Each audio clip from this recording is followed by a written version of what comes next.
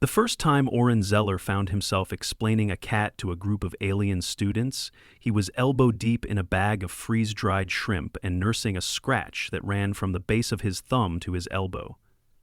The cat, named Tuna, sat smugly atop the kitchen counter, licking her paw with an air of haughty indifference. The aliens' 3 exchange students from the Varnak coalition stood huddled by the doorway, their translucent skin visibly pulsing in alarm. "Okay," Oren said, holding his hands up, one of them still bleeding lightly through the paper towel he had hastily wrapped around it. "First off, nobody panic, that's just Tuna. She's not a predator. Well, I mean, not to you. Or me, usually." The tallest of the trio, a pale green being named Jek, pointed a trembling digit toward Tuna. "It screamed," Jek said, "and then it leapt from the refrigeration unit onto your back, with claws. You did not react as if that were acceptable behavior." "I didn't expect it," Oren muttered, peeking under the towel, but to be fair, that shrimp smell probably got her excited. The second alien, a smaller orange one named Vuri, tilted its head. "You feed the beast shrimp? To keep it docile?" "No, I feed her shrimp because she likes it," Oren said, grabbing a bandage from the cabinet. "It's like a treat, like you guys and those fermented kelp cubes you were chewing on last night." "We do not leap upon each other during kelp consumption," said the third alien, a blue and vaguely amphibious being named Salto. Oren sighed, carefully wrapping the bandage around his arm. "Look, cats are just a lot. Tuna's been with me for 3 years. She's affectionate sometimes, but also she doesn't really care about your feelings or your personal space or gravity." As if on cue, Tuna sprang from the counter and landed directly on top of Solta's head. Solta emitted a high-pitched whistle and dropped into a crouch, arms flailing wildly. Okay, don't move," Oren said, rushing forward, trying not to laugh. "She's just curious." "Jeemus on me," Solta shrieked. "Remove it." Tuna gave a single unimpressed meow and then leapt off, landing with a soft thud and sauntering out of the room like nothing had happened. The alien stared after her in silence. Jack finally spoke.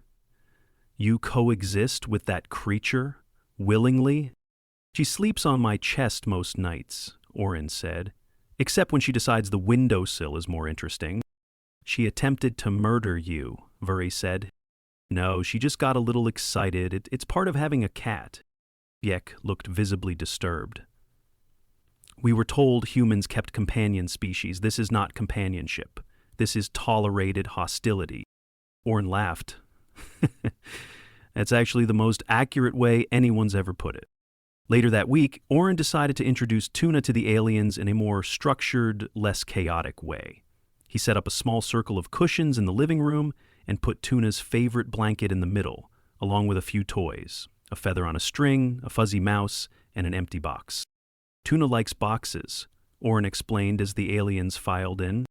"She inhabits them?" Soto asked, keeping a noticeable distance from the blanket. "Yeah, don't ask why. Cats are weird." Tuna strolled in 10 minutes later, sniffed the air, and immediately dove into the box. "He has vanished," Vuri whispered. "No, she's just in the box," Oren said. "How can you trust it?" Jack asked. "I don't," Oren admitted. "I just live with her." That night, while Oren was preparing dinner, Jack cautiously approached Tuna, who had curled up on the couch. "Creature," Jack said stiffly, "I offer you tribute." He placed a small piece of dried fish onto the edge of the blanket. Tuna sniffed it, flicked her tail, and went back to sleep. "She has rejected my offering," Jack said. "Tuna's not big on fish unless it's heated," Oren said. "Try warming it up next time." "I will not," Jack said firmly. Over the following week, things escalated. Tuna began stalking the aliens around the apartment. Not aggressively, more like a cat playing with new toys. But the aliens didn't understand that. "She waits in ambush," Salto said, peering nervously around the corner. "She's playing," Oren said, brushing crumbs off his shirt. "Cats do that." "She pounced on me," Vuri said. "I dropped my nutrient pack." I'll have a talk with her. You will reason with it? No, I'll just give her a stern look. She won't care, but it'll make me feel better. Eventually, Oren realized the problem wasn't Tuna's behavior, but the aliens' expectations. They came from a collective species, where pets were docile, obedient, and genetically engineered to be emotionally supportive. This isn't like your home, Oren said one evening while icing his ankle. Tuna had tripped him on the stairs. Cats aren't engineered. They're just cats. We didn't create them to be perfect companions. We chose them because we sort of understand each other. Sometimes she miss chaos, Jack muttered. She's a cat. Then came the incident with the laser pointer.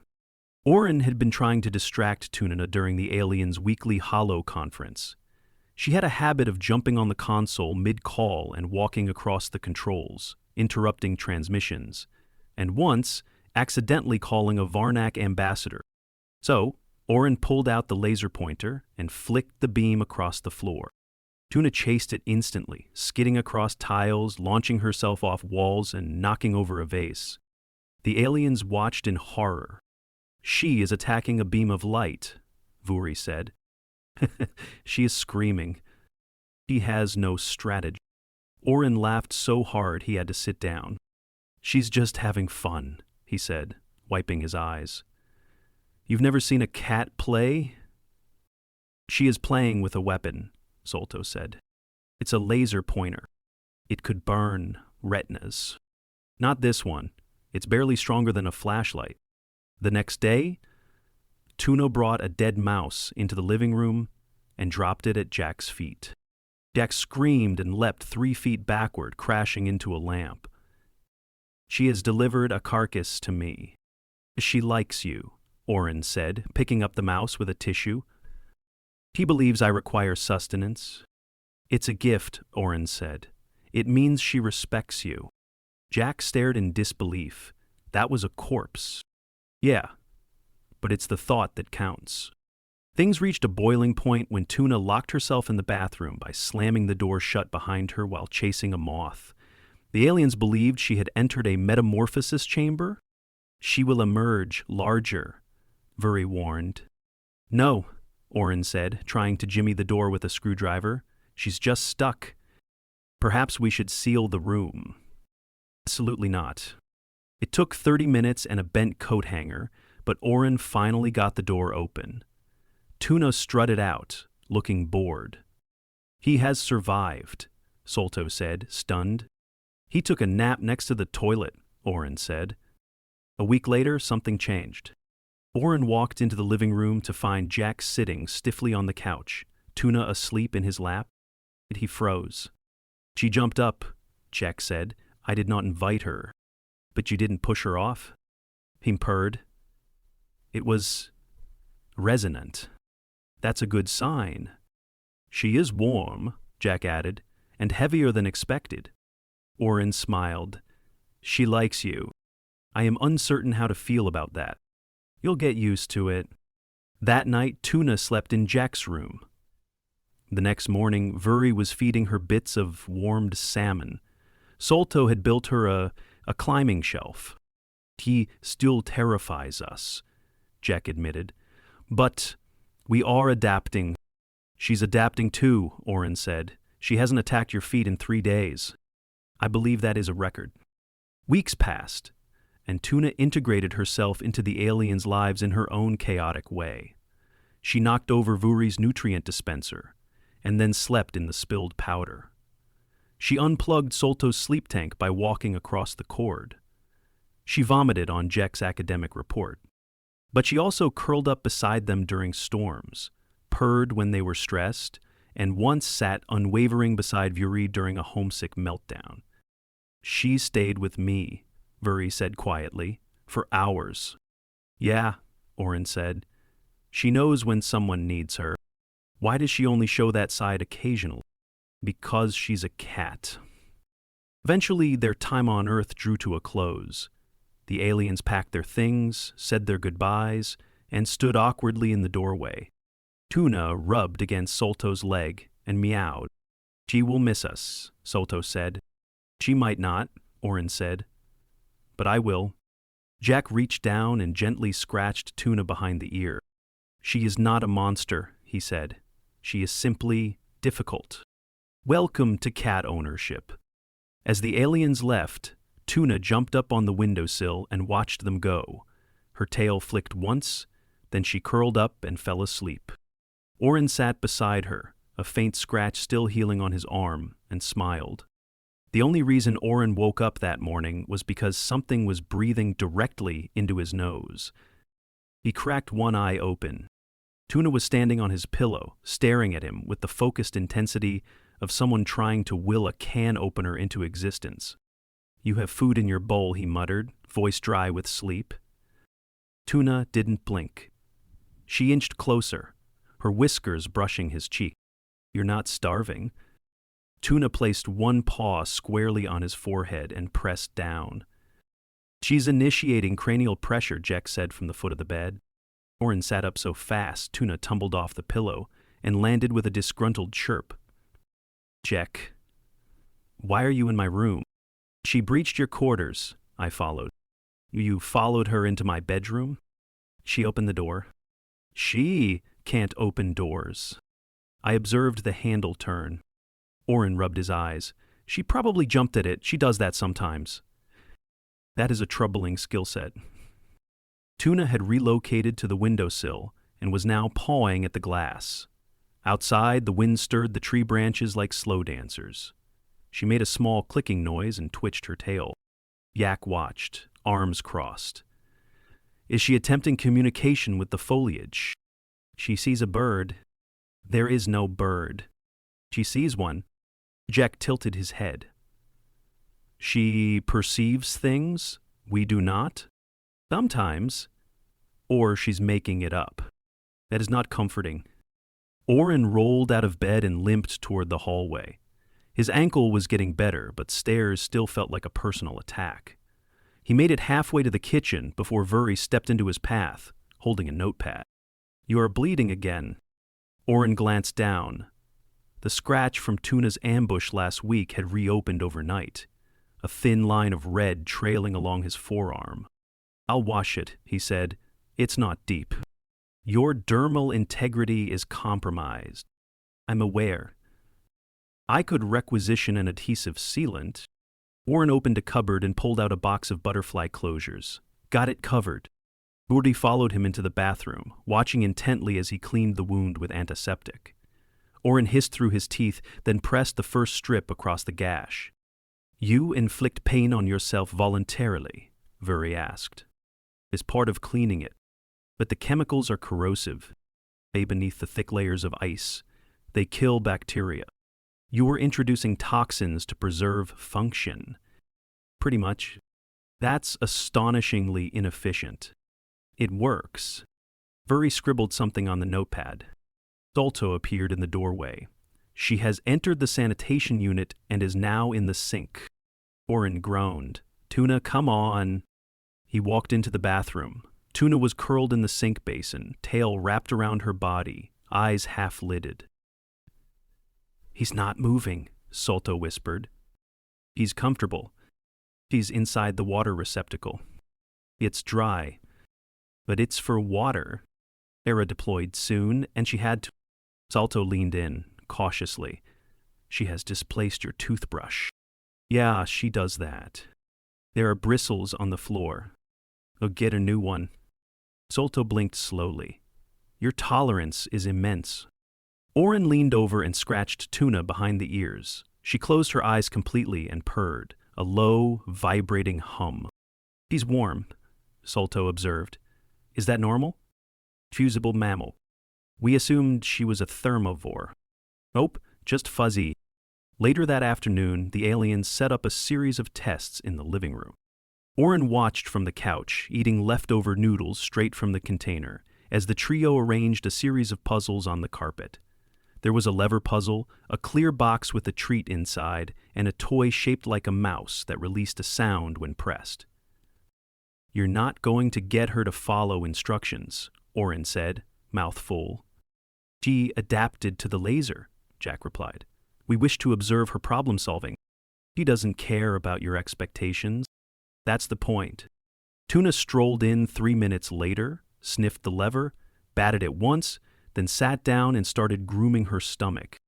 She has rejected the first challenge, Vuri said. No, just give her a second. Tuna stood, walked to the clear box, sniffed the treat, and then shoved the entire contraption under the couch with a single paw. That was not anticipated, Solto said. She's not great with boxes she can't sit in. She has displayed lateral aggression.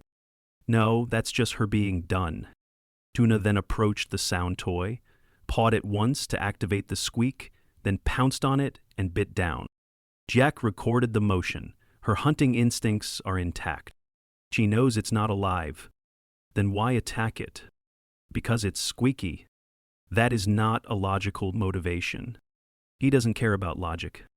Jack turned the toy off and offered it again. Tuna sniffed it, turned around, and walked away. She has abandoned the field. She's probably going to nap.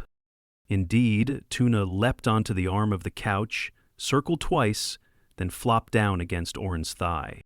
She trusts you, Vuri said. Oren shrugged. Some days. She would not rest beside a threat. Solto approached slowly, then crouched beside Tuna, careful not to touch.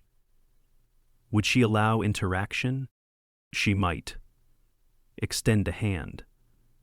Let her smell you first. Solto held out 3 fingers. Tuna opened one eye, sniffed, then closed it again. She has accepted my presence, Solto whispered. You passed the vibe check. Solto sat cross-legged on the floor. Tuna's tail flicked once, then settled. 30 minutes later, Tuna startled awake and bolted from the room. What happened? Vuri asked. Probably a shadow.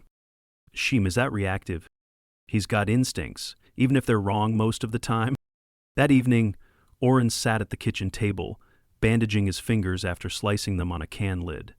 He winced as the antiseptic hit raw skin. You injure yourself preparing nourishment, Vuri said. Sometimes. We provide nutrition in sealed packets. Yeah, but your kelp blocks taste like algae-flavored drywall. They are efficient. They're disgusting. Jack was seated nearby, sketching Tuna's sleeping posture. She was curled in a laundry basket, nestled between a pair of jeans and a hoodie. She selects nest sites at random, Jack said. She likes warmth and soft clothes. She could be trained to use a designated area. She wouldn't care. Jack frowned. Your species allows animals to dictate the terms of cohabitation? His cats, yeah. This is deeply unbalanced. Welcome to pet ownership. Late that night, around 2 a.m, Oren was woken by a series of sharp yowls. He stumbled into the hallway barefoot, eyes bleary. Tuna was crouched in front of the wall heater, tail puffed, growling at something behind the appliance. What are you doing? She hissed, then pawed at the baseboard. Oren knelt down and peered into the gap. A small mouse darted out. Tuna lunged, missed, and the mouse disappeared under the fridge. Salto appeared behind him. There is movement. Yeah, she found something. A threat? Just a mouse. Sheem is on alert. She's doing her job. The next morning, the mouse was dead in the middle of the hallway. Jack nearly stepped on it. She has eliminated the intruder, he said. Voice hushed. Yeah, that's what she does. Sheem is a guardian. Oren sipped his coffee, when she feels like it. Later that day, Vuri sat beside Tuna with a soft brush, tentatively running it through her fur. He permits grooming. He likes the brush. I thought only she initiated contact. She's full of contradiction. We have no similar creatures. Yeah, you wouldn't. She is both comfort and chaos. Oren raised his mug. That's cats. By evening, Tuna had claimed a new spot on top of the bookshelf. From there, she surveyed the room like a queen in exile. The aliens moved carefully beneath her, mindful of their heads.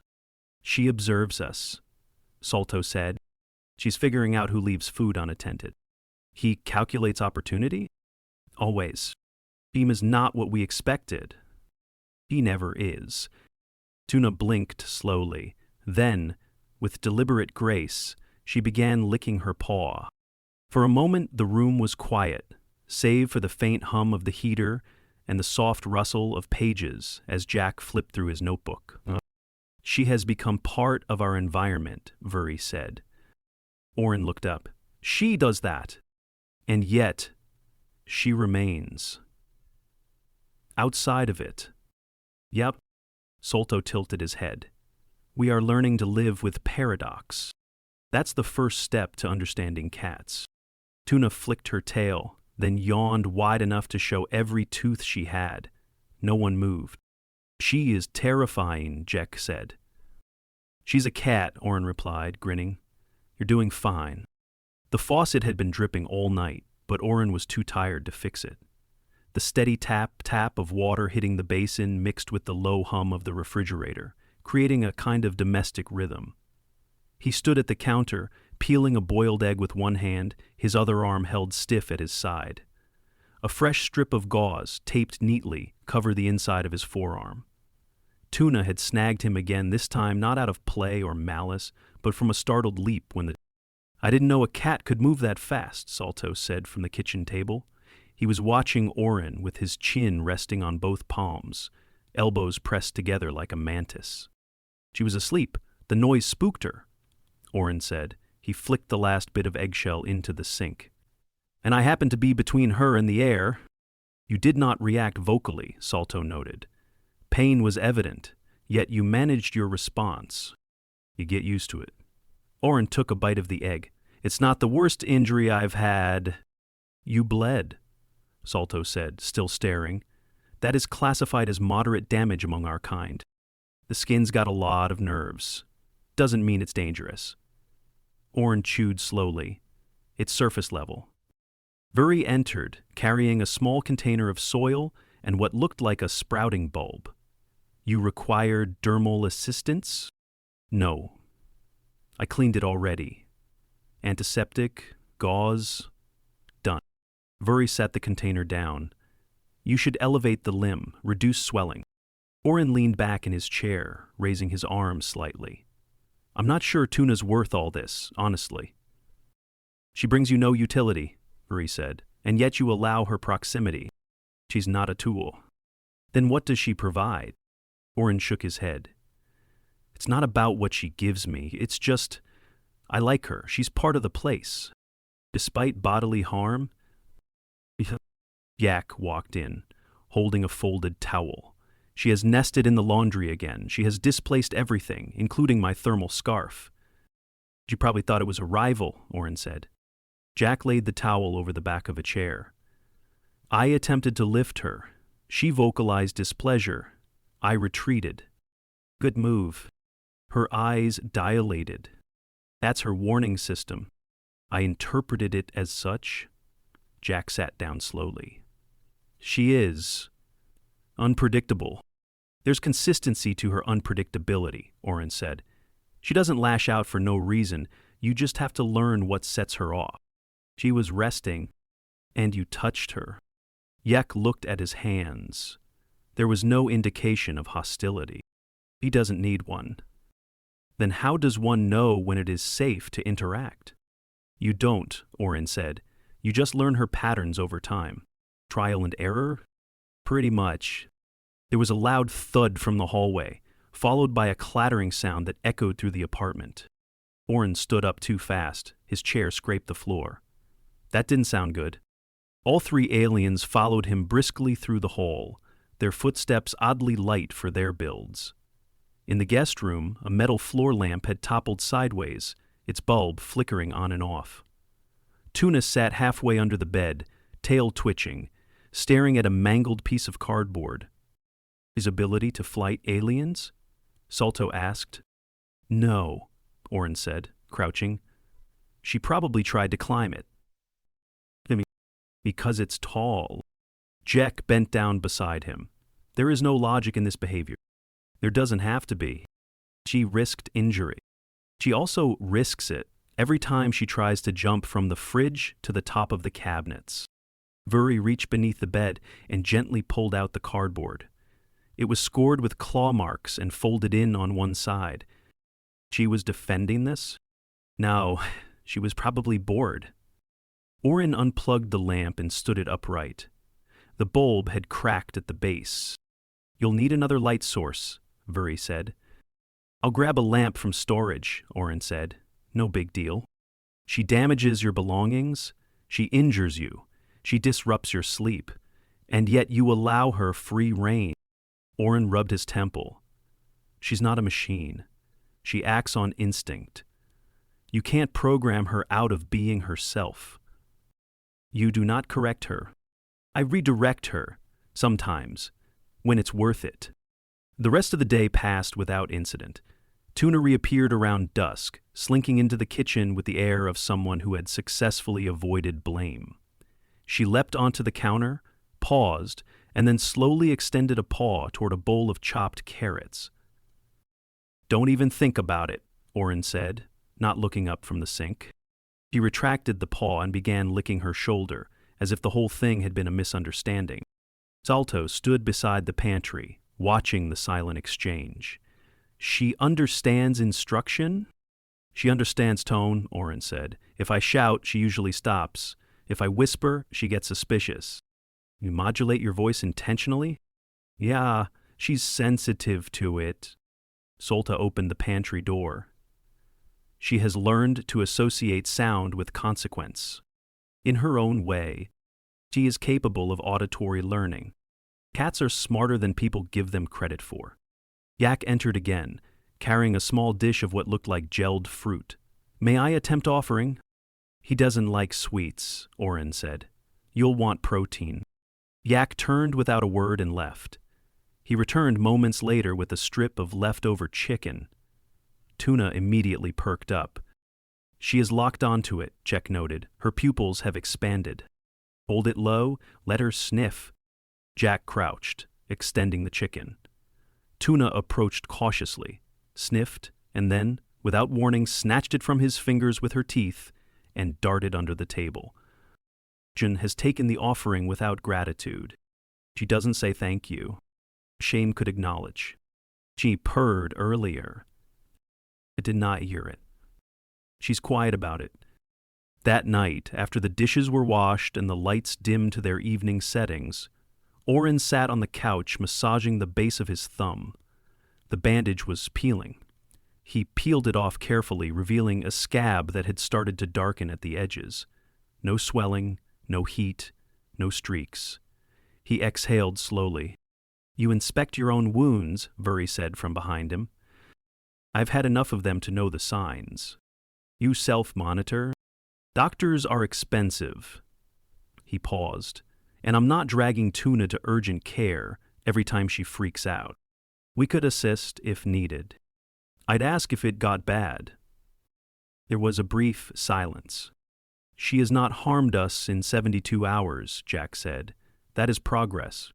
He's figuring you out. We are attempting the same. Tuna leapt onto the couch beside Oren and curled against his hip.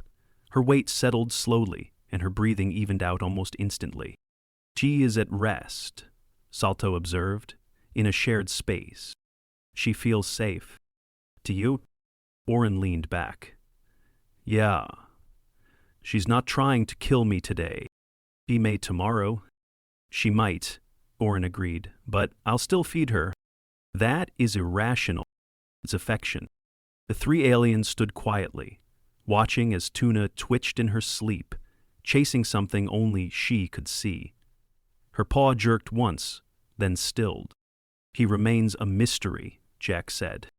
Good, Oren replied. She'd be boring otherwise. And with that, they left him there on the couch, the alien students retreating to their respective rooms. The lights dimmed further, the apartment settling into its nighttime rhythm. The faucet had stopped dripping. The heater clicked once and fell silent. Tuna sighed in her sleep, her tail curling tighter. For once, everything was still.